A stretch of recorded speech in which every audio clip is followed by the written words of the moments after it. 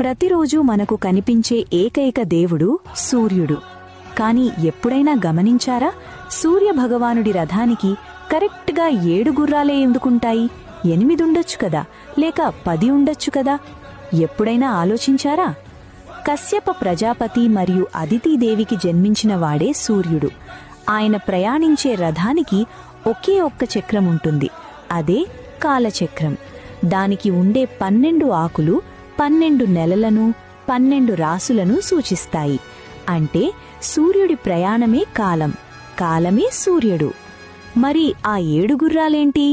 వేదాల ప్రకారం అవి గాయత్రి, బృహతి, ఉష్ణిక్, జగతి, త్రిష్టుప్, అనుష్టుప్, పంక్తి. ఇవి సప్త ఛందస్సులు. సామాన్యంగా ఈ 7 గుర్రాలు వారంలోని 7 రోజులను సూచిస్తాయి. అంటే సూర్యుడు ఏ రోజూ సెలవు తీసుకోడు, కాలం ఆగదు. సూర్యకాంతిలో ఉండే 7 రంగులే ఈ 7 గుర్రాలు. సూర్యుడి రథ సారథి పేరు అనూరుడు. ఉదయం సూర్యుడు రాకముందే ఆకాశం ఎర్రగా మారుతుంది కదా, అదే అనూరుడు. అందుకే సూర్యోదయానికి ముందు ఎరుపు రంగు కనిపిస్తుంది. మన శరీరం కూడా ఒక రథం లాంటిదే. మనలోని 5 ఇంద్రియాలు కళ్ళు, ముక్కు, చెవులు, నాలుక, చర్మం, మనస్సు, బుద్ధి, ఈ 7ంటిని ఆ 7 గుర్రాలతో పోలుస్తారు.